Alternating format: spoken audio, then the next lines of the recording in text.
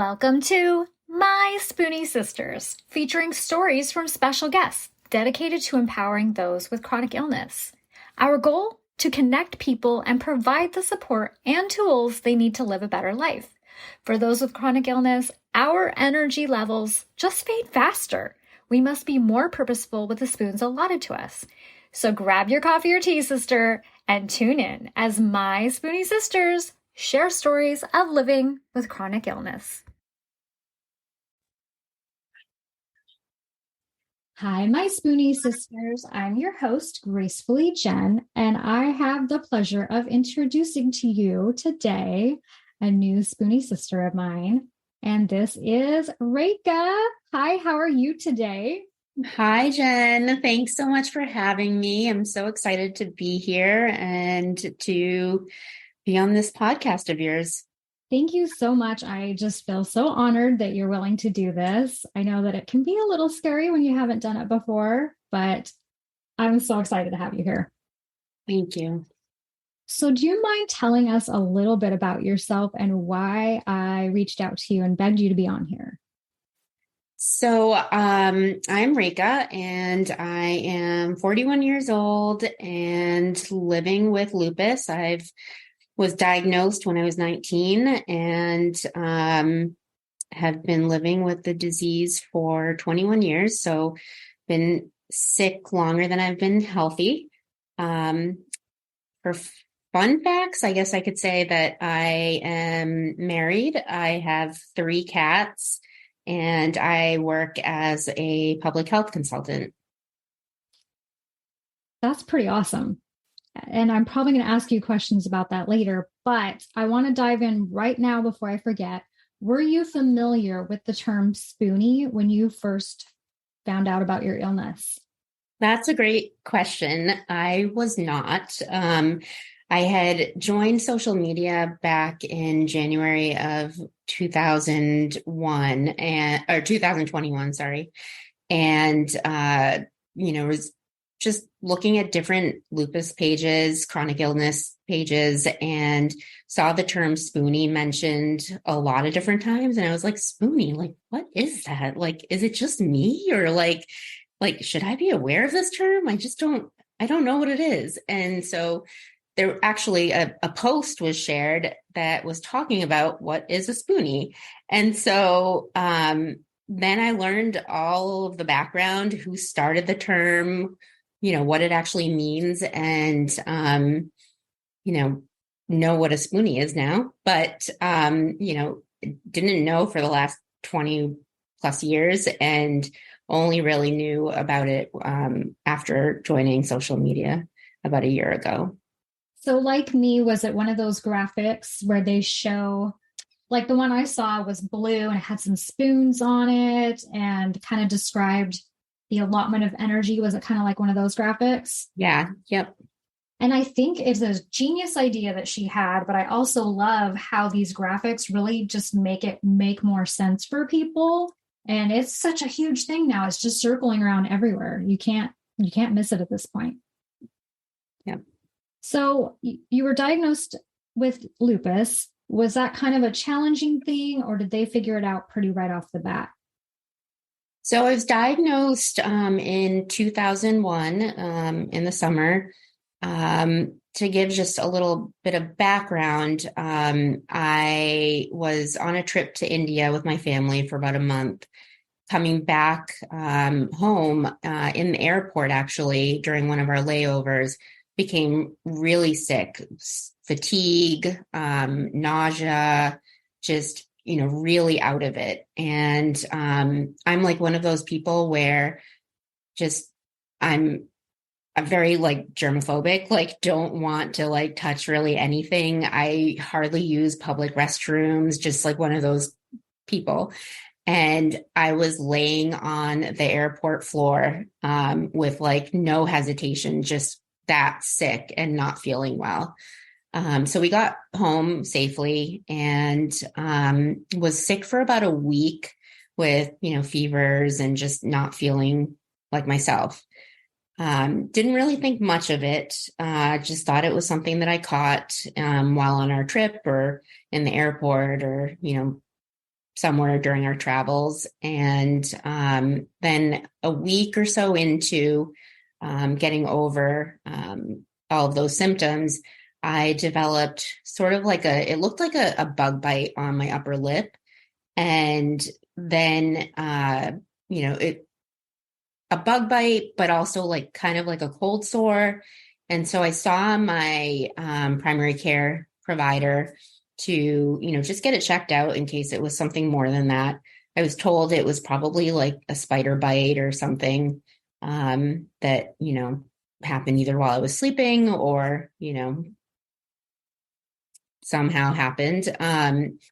So I let it go. We didn't do anything about it. I wasn't prescribed, any sort of medication or further testing or anything. And within a few days after that, my upper lip started to swell. And then it was, just not looking great. So I went to urgent care. They took a look, said that, it's just probably aggravated and it will go away on its own. So second time was just kind of, nothing was done. Then it spread to my lower lip and got to the point where the swelling just took over my entire face. My ears were swollen, my tongue was swollen, my lips were swollen. And then there was also a pretty significant rash on my face with like open scabs. And all of this literally happened within a day. I woke up the next morning and it was just out of control. So I ended up going to the ER, and that's where they had admitted me into the ICU and did all kinds of tests. And within a day of being in the ICU, they were able to diagnose me with lupus. Like I had all the signs, the lab work pointed to it. And so, I was diagnosed very fast, when typically it takes 1 to 6 years to be diagnosed with lupus. So from the time that I got sick, which was probably the beginning of July of 2001, and then I was diagnosed on August 3rd of 2001. So took about a month to be diagnosed after that first set of symptoms. But looking back, I would say that I probably was dealing with the lupus for at least a year prior to that. In that my first year of college, I was sleeping all the time, literally just sleeping. Everyone kind of knew me as the girl that would just like sit down and fall asleep. Like I would study and be out cold, in class, falling asleep. So I think, I didn't realize it at the time, because you think, you're in college, you like to have fun, and maybe that's playing into, why you're feeling tired. But now that I look back, I'm pretty sure that, the symptoms were percolating, a year prior to when I was actually diagnosed. So, there was that. But yeah, so it was over the summer before my sophomore year of college. And, after being diagnosed, then I got on medications and, had a whole treatment plan to help me, address, what's going on with the lupus. So do you see a rheumatologist? I do. I see a rheumatologist, in addition to many other specialists.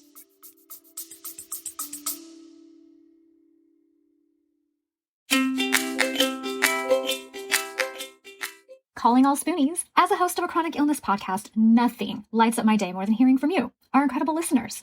Whether it's a topic close to your heart that you want us to uncover, or you are keen to show your own journey as a guest on our show, your voice matters.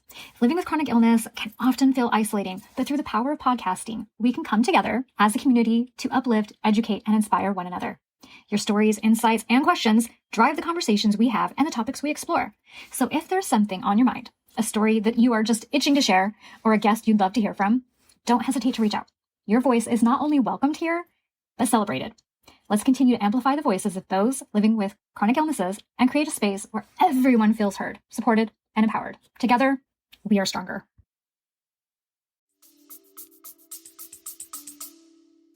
So can you tell listeners what exactly lupus is? Sure. Yeah. So lupus is a chronic illness that causes inflammation in the body. So basically, you can think of it as your body attacking your own immune system. So it's attacking your own cells, your own tissues, your own organs. And there's 4 types of lupus. So there's systemic lupus erythematosus, which is a form that affects many of the organs in your body. And that's one of the types that I have. And then there's also another type that's called cutaneous or discoid lupus, and that affects the skin. And I also have that type as well. So I have 2 of the 4 types of lupus. Oh, wow. So is it possible for people to get all 4? So I think the systemic lupus is the most common. I'd say I'm not exactly sure of the percentage, but I think it's around 80 to 85% have systemic lupus. And then some people can get discoid lupus in addition to systemic, which is what I have.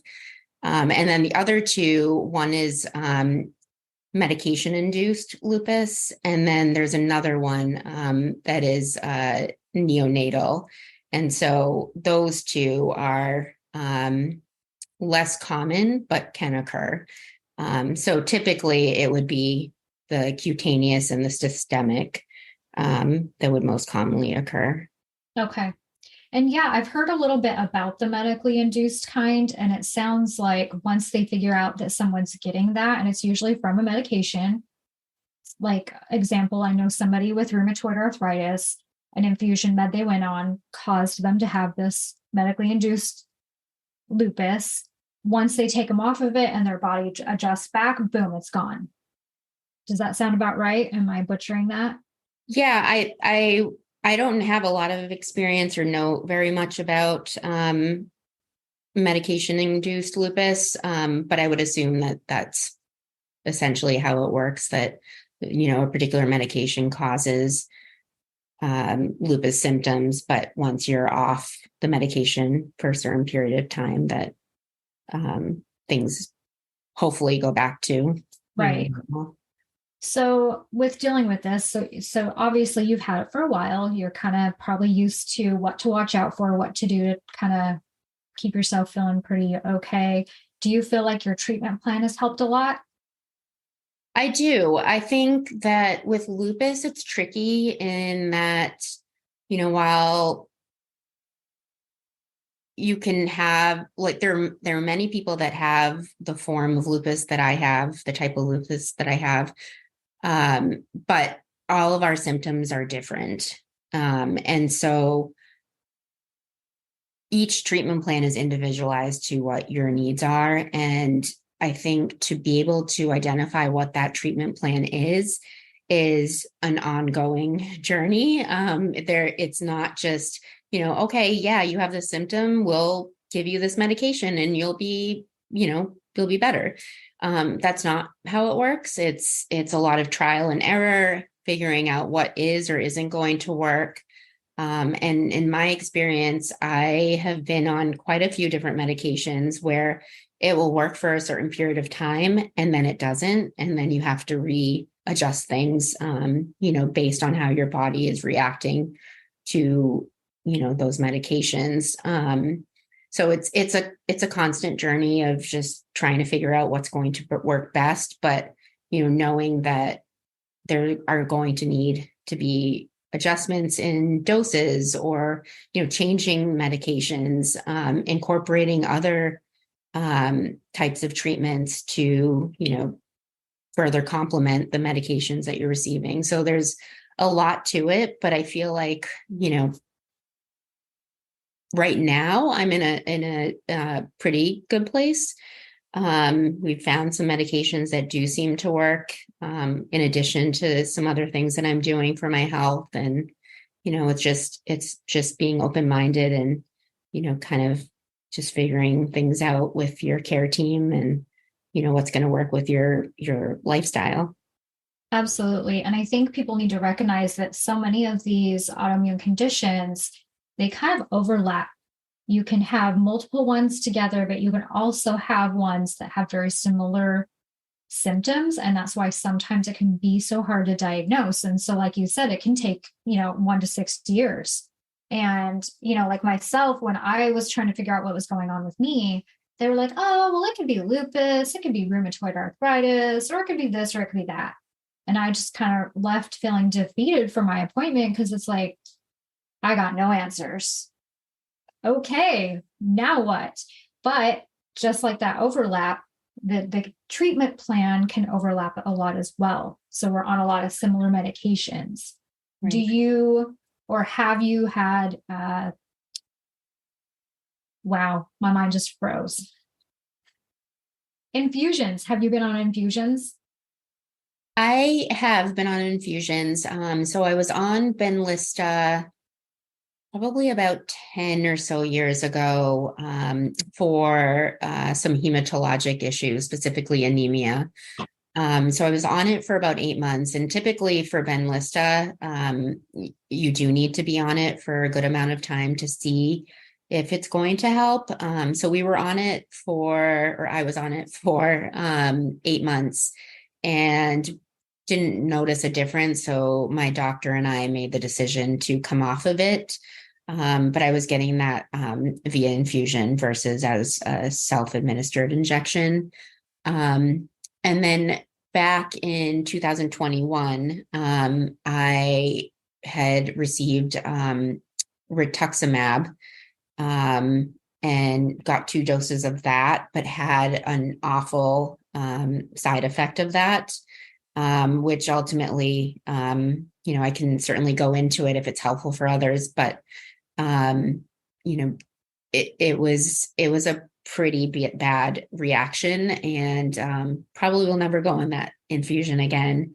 But I do know that, and I've heard a lot of from other folks that have lupus that it's super helpful. So, I think it's just being really careful with different medications, asking the right questions, knowing what the side effects are, and then advocating for yourself when something may not seem right.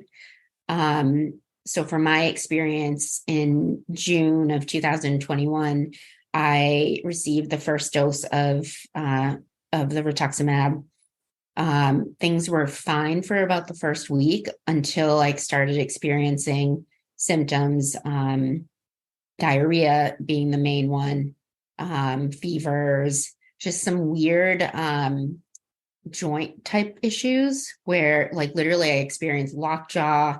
I couldn't raise my arms up past a certain level. It was just really, the whole thing was bizarre. So I ended up talking to my hematologist, who was the prescriber of the infusion. And he had sent me to the urgent care to get some further testing, see if there's, some sort of infection going on or something like that. They didn't find anything. And so, just thought it was just something that will go away on its own. I ended up having diarrhea for 3 months, which caused weight loss. It was just, like on and off high level fevers. No one had answers to it.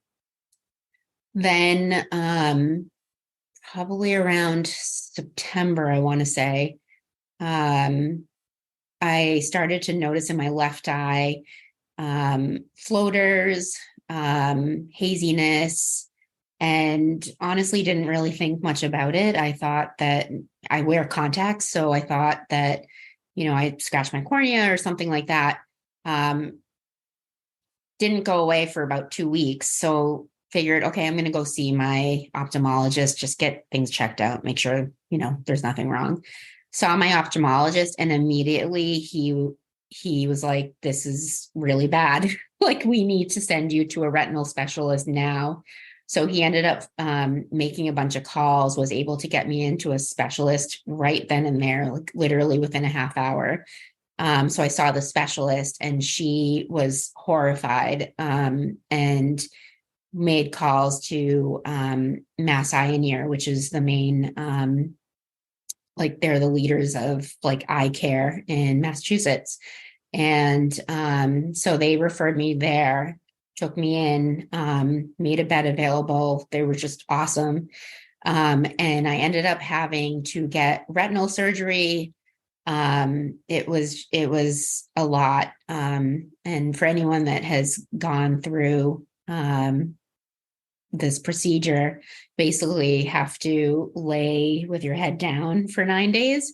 So it was just this whole thing. And all of this was caused because the Rituxan it's a strong medication, but I was also on immunosuppressants at the time. And so the two together made my body so immunocompromised that my body couldn't fight off any infection. So I ended up getting the cytomegalovirus, which is what ended up entering my eye and almost my brain, and causing the retinal necrosis in my left eye. So I think my advice to people is, if you're going to go on an infusion medication, or really any medication, knowing what, just knowing what the side effects are, but also asking your doctor, are there medications that you're currently on that you may need to come off of? I had no idea that, that I should even ask those questions. No one said anything. And so I didn't think to ask. But, knowing, is that going to make my body, even more immunocompromised? And could that result in other consequences, as a result of taking this medication, which is supposed to help me?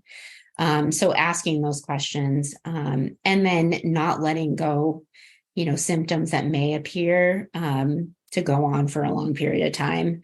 I just let it go because my doctor said, it's probably nothing. But 3 months is a long time. And, during that whole time, that virus just took over my body. And, now I have a cataract in my left eye. There are certain medications that I can't be on, which I was previously on for my lupus. So it's really affected a lot of things.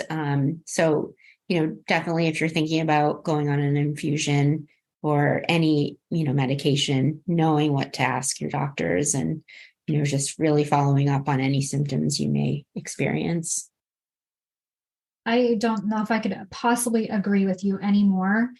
These are powerful drugs, and they can help us in such big ways, but they can really cause some havoc in our bodies as well. And so you want to know, what are the side effects? What kind of medications should I avoid? Are there activities I need to avoid after I have these treatments? Just all the things. I think I walked into it blindly. You and I are fairly close in age, and actually I'm a little older, but growing up in the 80s, I had this misconception in my mind that whatever the doctor said, you do it. Whatever the doctor prescribed, you take it. End of story. I didn't think about the fact that I needed to research or learn about what's going on a little better. And by golly, it takes something like this happening, and wow, you definitely want to look into things. And, we both have dealt with things very differently, but it's something you've got to research, and you've got to be not afraid to ask all the questions. How is your vision now? Has it affected your vision?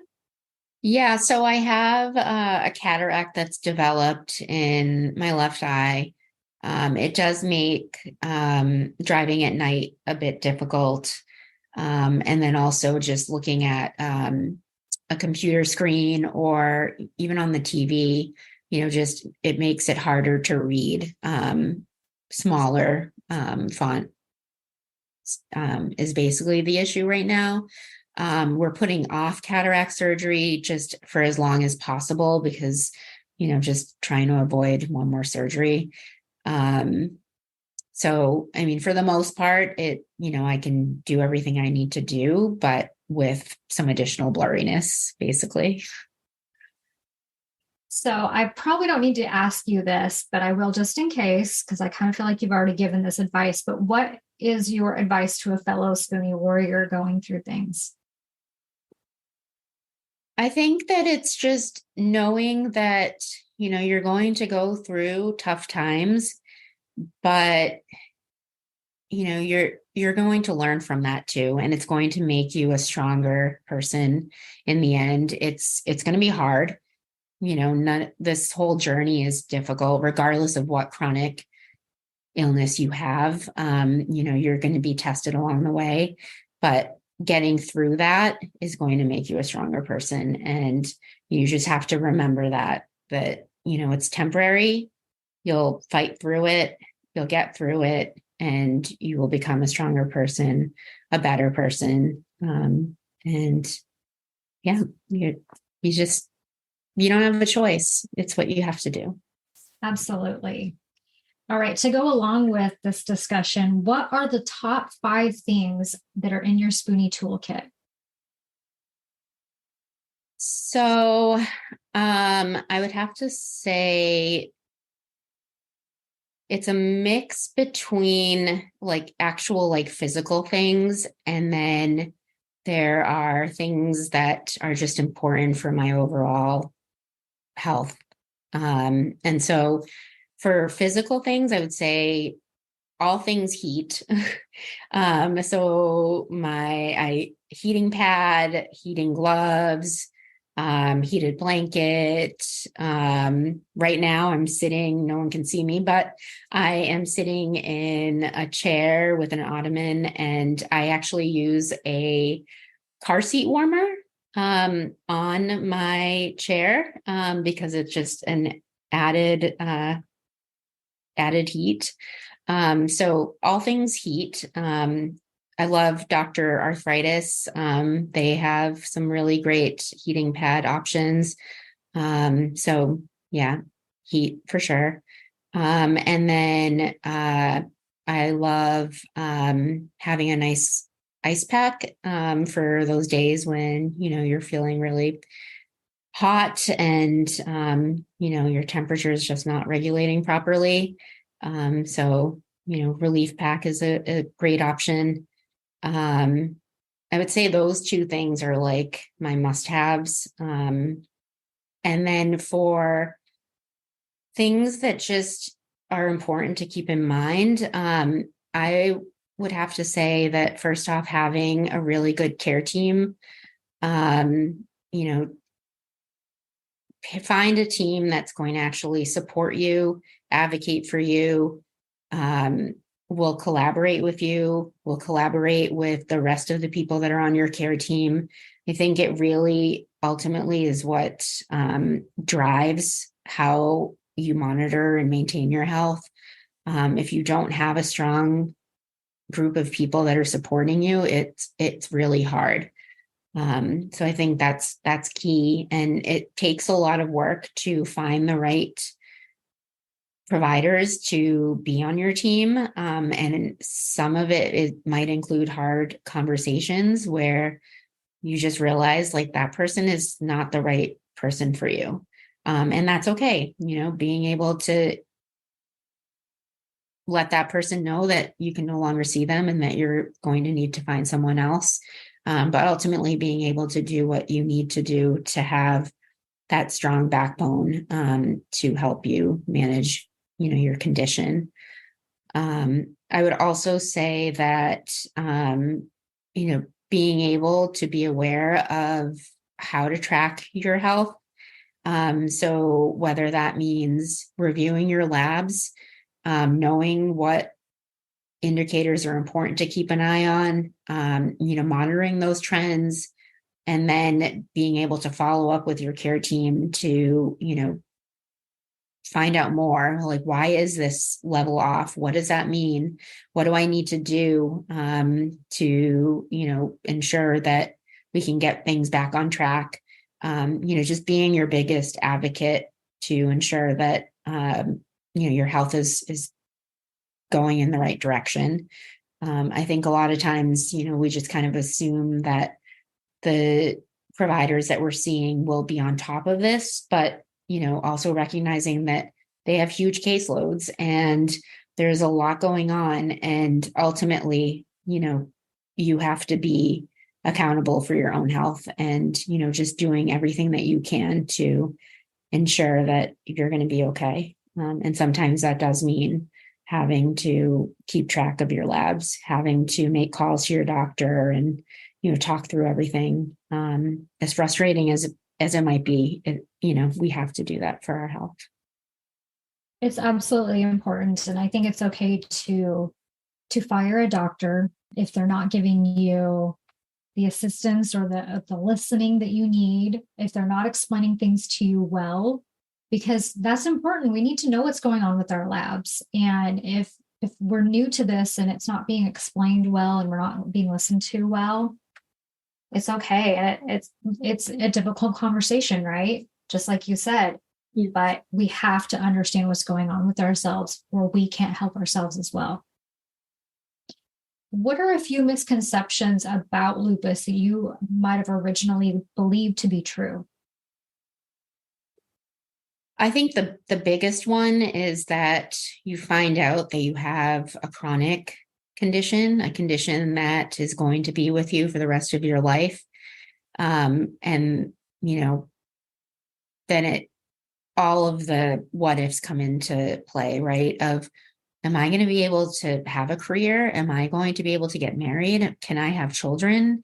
Am I going to own my own house? Like, just all of those questions come to mind, and everything looks black, gray, right? Like, it's just, I don't know, that feeling of like, I'm defeated, like I'm not going to be able to do anything. Okay. But that's not true. It's, there's a lot that you can still do. And lupus or any chronic illness, it's not the end. It's just the beginning. It's your opportunity to figure out what you can do to further enhance you and your health, and to make a better version of yourself. It's not the end. Since I was diagnosed at the age of 19, there's so much that I've accomplished over these last 21 years that initially I didn't know if that would be possible. But there's just so much that you can do, and to, look at it as the beginning of something great. And you've done all the things. You've conquered it. You're a warrior. You have your career. Do you feel like lupus had anything to do with your job at all? Has it affected it? I would say that I'm really fortunate with the job that I have. But I think it also is because I have been very transparent with my health condition. I was, for the first 5 or so years, I didn't really share that I had lupus. I didn't share it with anyone. The only people that really knew about my condition were my immediate family members. But as I realized that, it's important to be open, it's important to be honest with people that are involved in your life about what is actually going on with you. I've noticed that people are understanding. You just have to, be willing to take that leap and be transparent, share what's going on. And so everyone at my work, all my colleagues, they know exactly what is going on with me. And they'll even ask too. They'll ask, how's everything going with your health? Is there anything that we can do to support you? And so, if I need to, right now I'm working remote because of COVID, but, when I was going into the office, if there were meetings that didn't need or require me to be at that meeting, my colleagues were always like, don't worry about it. You don't need to come in, we can handle this. And so, I think a lot of that is because I'm transparent and I let them know what's going on. And so as a result, they know how to better support me in ensuring that, yes, work is important, but my health is more important. And, we want to support you in making sure that you're able to, manage your health well.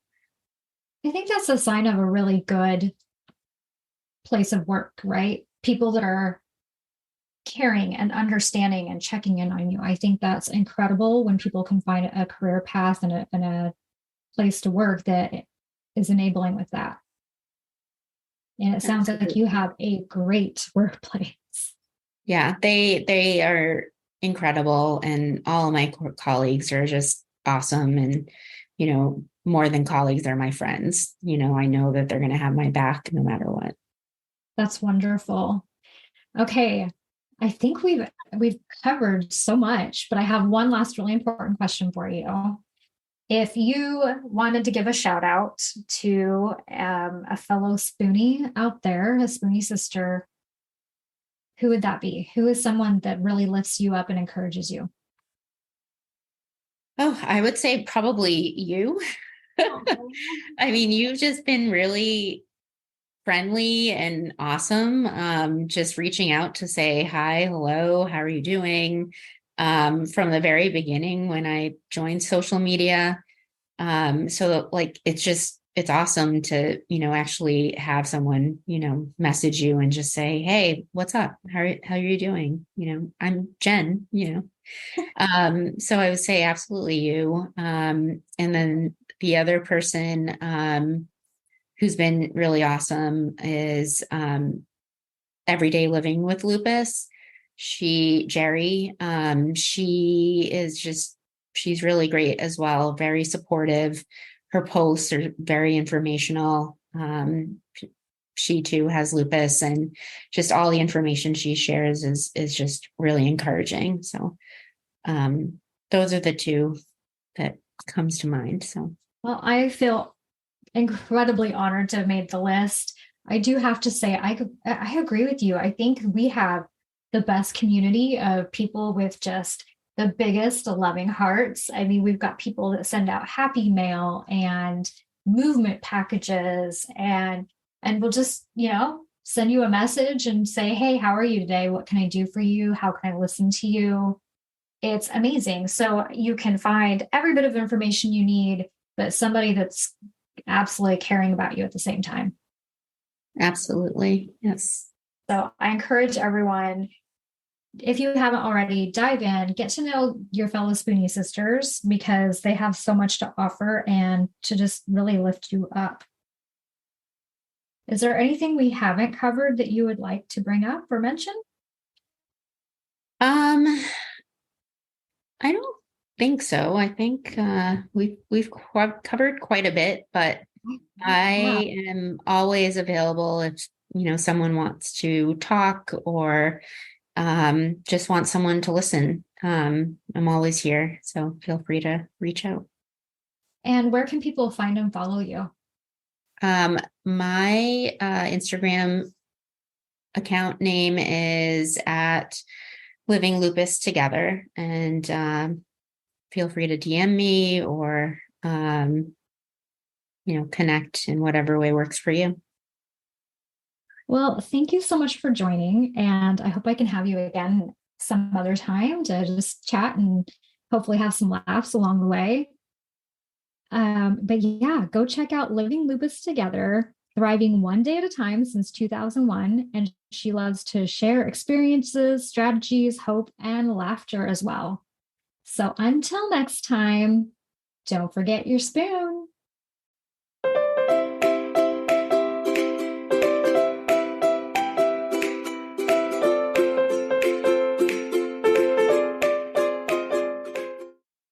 The information, opinions, and recommendations presented in this podcast are for general information only.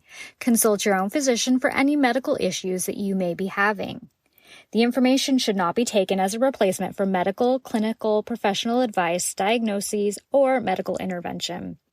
My Spoonie sisters and guests will not be held liable for any of the consequences of such action or inaction. Trigger warning. Some episodes may cover sensitive topics including, but not limited to, suicide, abuse, mental illness, and chronic disease. You are advised to refrain from listening if you are likely to be offended or adversely impacted by any of these topics. None of the guests or hosts will be responsible for your use of the information contained therein.